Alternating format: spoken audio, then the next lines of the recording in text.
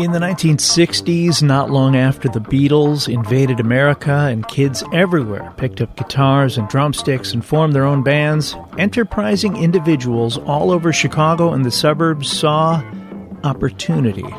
Teens not old enough to drink or get into bars wanted places they could call their own, see local bands play, and maybe witness some up-and-coming national and even international bands perform live.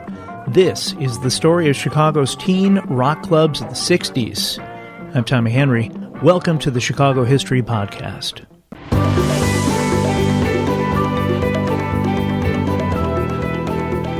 Fair warning, if you are of a certain age, I may not get to your favorite rock club from the 60s. There were so many that I had to limit things to a few key spots.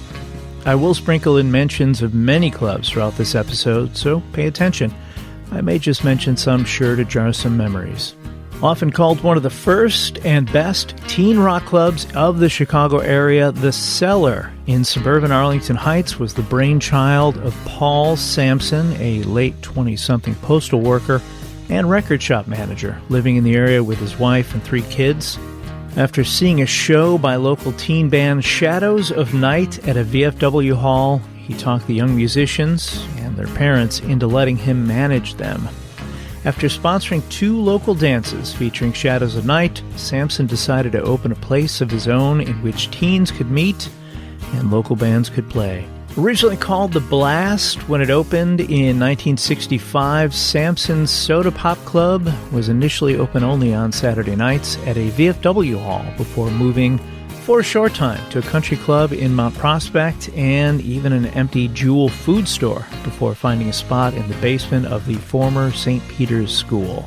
The basement at St. Peter's had a low ceiling and the room often got hot and steamy, inspiring the name change for which the club was best known, The Cellar.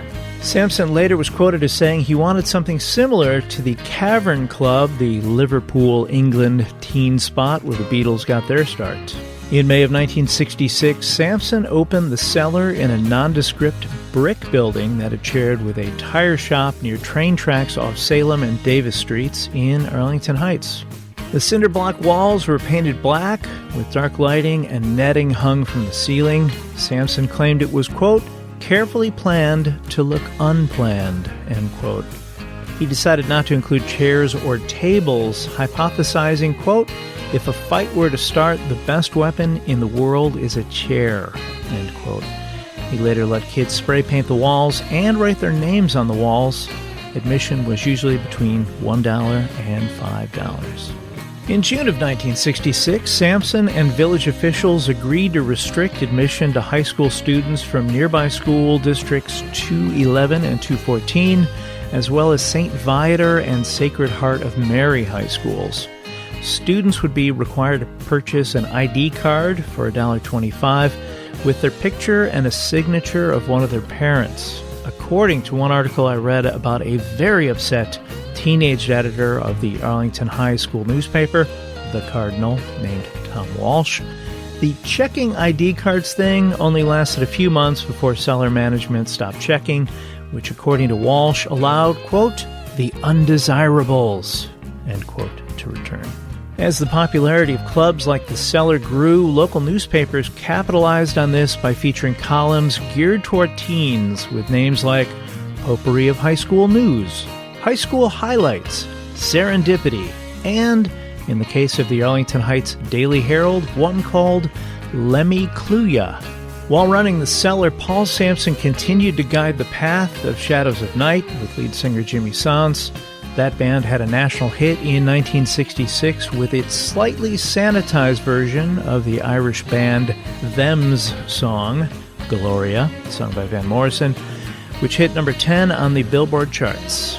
A few other local bands playing at the teen rock clubs back in the day included the Mods, the Cryin' Shames, the Flock, the New Colony Six, H.P. Lovecraft, the Ides of March, Baby Huey and the Babysitters, the all-girl group The Same, the all-girl group Just Us, and even a teenager who recently moved from Michigan to suburban Palatine who played guitar in a band called the Amboy Dukes. That teen, NRA activist Ted Nugent.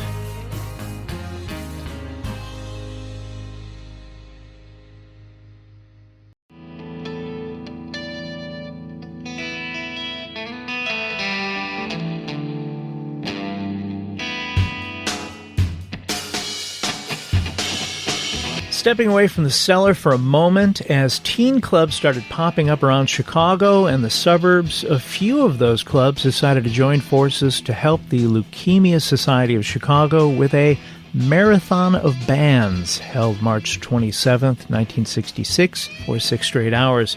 3 of the bands, the Shadows of Night, the New Colony 6, and the Little Boy Blues, all local bands who had released actual records, would each make appearances at all of the clubs throughout the day, while lesser-known bands of the day would also be playing. Clubs that participated in this event included the New Place, which was just outside far northwest Algonquin, the Pink Panther in Deerfield, the Green Gorilla in Des Plaines, and Alba Go-Go in Chicago's Albany Park neighborhood. I found another teen rock club leukemia benefit event in the spring of 1967. That one, a beauty contest held at the Crimson Cougar in west suburban Aurora. Terry Walton, that's T-A-R-E-Y, of Bartlett, Illinois, was crowned Miss Leukemia Society of America at the event that raised $6,000. That is more than $46,000 in today's money. Back to the cellar. On Sunday, April 9th, 1967, the cellar featured 3 local bands, Little Boy Blues, Saturday's Children, and Shady Days, Days, not surprisingly, spelled D-A-Z-E. With proceeds from the evening, admission was $1 for that show, going to Clearbrook, which started off as a specialized school and still operates today in the Chicago area, offering resources for individuals with intellectual and developmental disabilities. In addition to booking local acts from around Chicago, Paul Sampson of the Cellar was able to get national touring bands like Buffalo Springfield with Stephen Stills and Neil Young, who played a show supported by local band Shady Days on May 13th, 1967. For you Buffalo Springfield fans, in the month of May 1967, Buffalo Springfield played not only at the Cellar in Arlington Heights, but also Crimson Cougar in Aurora, Illinois, the Headquarters in Wheaton, Illinois, and the Cheetah in Uptown Chicago. Lots of animal themes at 60s clubs. Oh, because it is rarely a Chicago story without a fire or a bombing, spoiler alert, the Crimson Cougar burned down later that year on October 22nd, 1967. 2 months after Buffalo Springfield, The Who played at the Cellar, their first show in the Chicago area ever, on June 15th, 1967. According to the book The Who Concert File by Joe McMichael and Irish Jack Lyons, this gig was advertised as a special benefit show in conjunction with the Mount Prospect Junior Women's Club. For fans of The Who, the next night they started a 2-night appearance at Bill Graham's Fillmore East in San Francisco, followed by the Monterey Pop Festival. I'll have a link to that book in the show notes.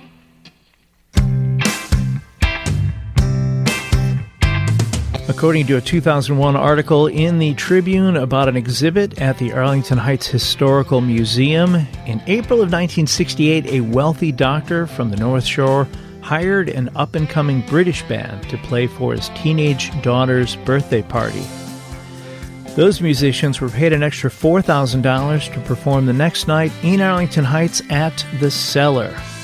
After word got around on local radio stations, more than 2,000 teens crowded into the Cellar to watch guitarist Eric Clapton, bassist Jack Bruce, and drummer Ginger Baker as Creams debut in the northwest suburbs.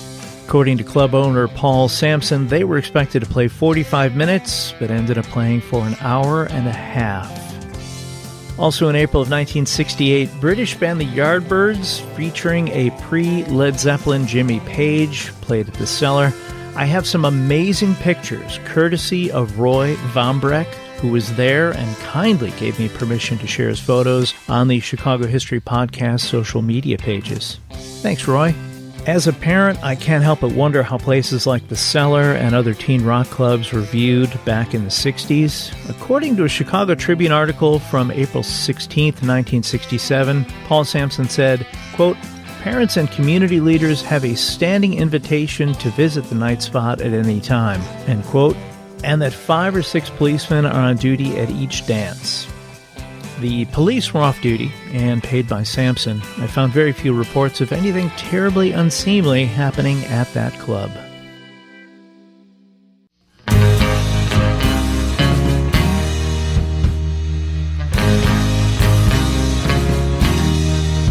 Another suburban club, the Dark Spot, was based in suburban Roselle, Illinois, and opened Friday, January 6, 1967. The building, situated on the site of the former Nordic Wood Products Company, was rented by Roselle residents Mel Perry and Sandy Snozik. Perry and Snozik renovated the building, adding a snack shop and dance floor. Perry said the walls and ceiling would be painted black, quote, because the kids love it. They don't like to be in a show place, end quote. Perry also stressed the Dark Spot would be specifically for students of Lake Park High School and Conant High School, as well as students at St. Viator and Sacred Heart of Mary High School. IDs for admission would cost $2 per year. A sign above the door at the entrance read, "No grease," a word which apparently applied to all unsavory-looking individuals. Crowds most weekend nights were said to be between 800 and 900, and yet when the building was sold a year and a half after the club opened, the Dark Spot was suddenly no more. In the Tower Ticker column by Herb Lyon in the May 2nd, 1966 Chicago Tribune, Lyon noted that, quote, Borden Stevenson's jumbo New York City nightclub, The Cheetah, 3 floors of pandemonium, is off to a spectacular start, and young Borden is plotting a Chicago branch on the pronto, end quote. If you recognize the name, yes, Borden Stevenson is the son of UN Ambassador Adlai Stevenson, who also served as Illinois governor from 1949 to 1953. Capacity at the Cheetah was 2,000. When the Cheetah finally opened in Chicago on October 15, 1966, it was in the uptown neighborhood on Lawrence Avenue, in a building most knew as the Aragon Ballroom. The club managers went as far as to replace the Aragon sign with one that read Cheetah. The Cheetah was one of the few clubs that tried to draw a slightly older crowd by making its minimum age 18. Of course, as mentioned before, it is not a Chicago story without a fire or a bombing. The Cheetah Club was indeed bombed November 1st, 1966, just 2 weeks after opening. The blast was so powerful, it blew a 4 by 4 foot hole in the concrete floor of the entranceway, blowing out steel doors and knocking down a section of wall of the club. Fortunately, no one was there and no one was hurt. Shockingly, he says sarcastically, no one at the time could think of anyone who might want to bomb the place. Management went as far as to insist the bombing was not directed at the Cheetah, but at a neighboring building. In an article in the April 16, 1967 Tribune, writer Robert Baker described the Cheetah as, quote, an enormous dance floor with 2 bandstands, flashing colored lights, a false ceiling of white canvas, and seats covered with cheetah skins. The sound is continuous, provided by 2 bands that alternate each hour. According to Baker, the Cheetah also had 2 bars, one with alcohol and one without, and, quote, a shop where mod clothing and mod paintings, tempera and glitter collages of assorted cheetahs, animal and human, are sold. Admission at the Cheetah was $2.50 during the week and $4 on the weekends. The Cheetah in Chicago is one of 4 locations across the country. Others included New York City, Union Bay, New Jersey, and Cheetah, LA, Santa Monica to be exact, which in a weird coincidence was on the site of an old ballroom called the Aragon. One of the local musicians that performed at Cheetah, according to Steve Krakow's April 7th, 2020 Chicago Reader column, The Secret History of Chicago Music, was none other than Chicago actor Joe Mantegna, who played bass in a band called the Apocryphals. The Apocryphals released 5 singles and even opened for Neil Diamond in 1968, the night after Martin Luther King was assassinated.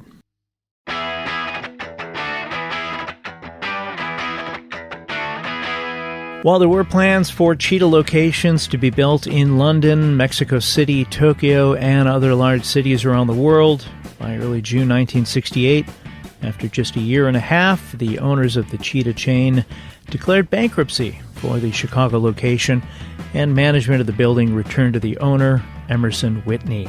In September of 1968, Whitney made an agreement with Aaron Russo, co-owner and manager of the Kinetic Playground on Clark, just north of Lawrence, to let Russo book acts on Fridays and Saturdays at the newly renamed Aragon, beginning November 1st of that year. Russo's plan was to book soul groups and R&B acts like Little Richard and Chuck Berry, who were having a resurgence, at the Aragon and keep the, quote, heavier so-called acid rock sound, end quote, at his venue, The Playground, based at Kinetic Playground.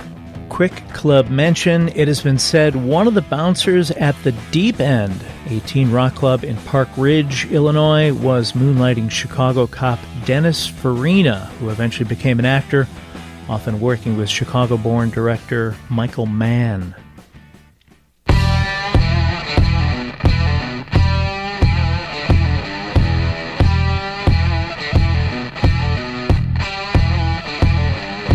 In St. Charles, Illinois, a suburb about 45 miles due west of downtown Chicago, was a former car dealership turned roller rink that was then converted into yet another area teen rock club called the Jaguar. Located at 12 North 3rd Street, this was not the biggest of the clubs, but still managed to pull in not only local talent, but touring bands of the day. On August 10th, 1968, billed as that supergroup from England on posters, The Who played in front of a teen crowd of about 300. According to a great first-hand account I found on the interwebs, Rick Giles, a teen from Dayton, Ohio, flew into town with his dad and drove out to St. Charles to see the show. Admission to the show was $4, about $29 in today's money, and Rick's dad was stopped at the door by the club owner for being, quote, too old, over 21. Rick's dad explained they had flown in from Ohio to see the show and was allowed in. He later took a bunch of photos of the band playing on a stage that appears to only be maybe 1.5 feet off the main floor. I will have some of these pictures on the Chicago History Podcast Instagram and Facebook pages if you want to check them out. As it was part of their show at the time, the Who guitarist Pete Townsend broke his guitar and knocked over amps at the end. That must have been an amazing time. 1 week later, Iron Butterfly, riding high off their song In-A-Gadda-Da-Vida, released 2 months before, played at the Jaguar. Before the end of that month, rock band Vanilla Fudge, as well as Tommy Boyce and Bobby Hart, also played at the Jaguar. By late 1968, new owners had taken over the Jaguar with plans to revamp the club. A January 2nd, 1969 column in the Roselle Register, out of suburban Roselle, Illinois, stated that new owner Anthony Greasy hoped to keep booking bigger acts for local teens, but also appeal to students at Northern Illinois University in DeKalb, Illinois, about 25 miles west of there. Greasy also ran the Valley View Young Adults Club spelled with a K, referred to as YAK, in Frankfort, Illinois.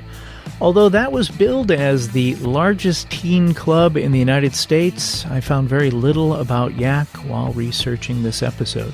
Deep reference for you longtime Chicagoans. While the column's author, Russ Sinkler, was at the Jaguar, WCFL DJ Ron Britton was there hosting a kazoo contest.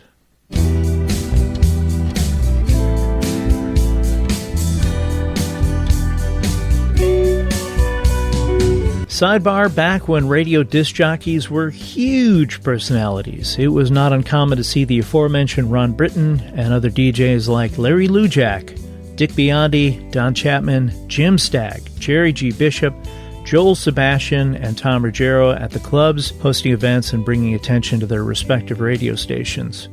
There was even a teen MC listed in an ad I found named Bob Surratt.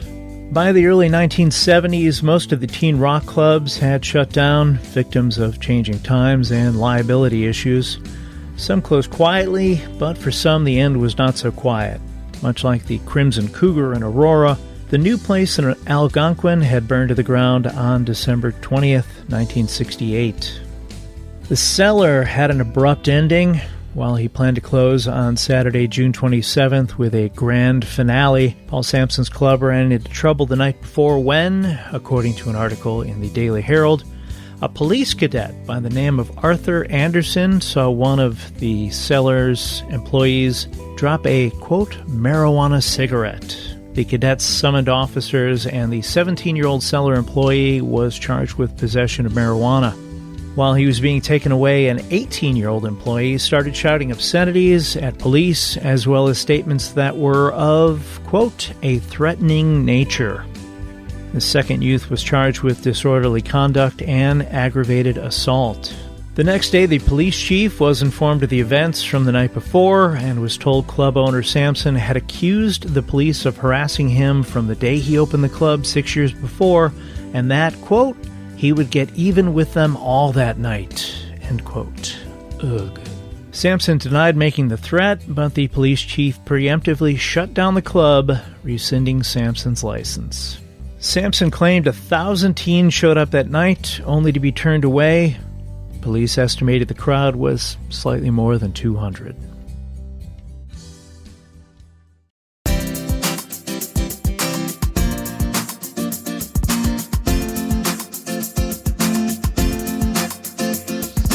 I do hope you've enjoyed today's episode. Honestly, there was so much to get to, I may have to circle back for a part 2 on Chicago's teen rock clubs. As always, I'd love to hear from you if you have questions about anything covered today, anything to add, or have a different topic you think might be a good fit for a future episode of the Chicago History Podcast. I can be reached by email at chicagohistorypod@gmail.com.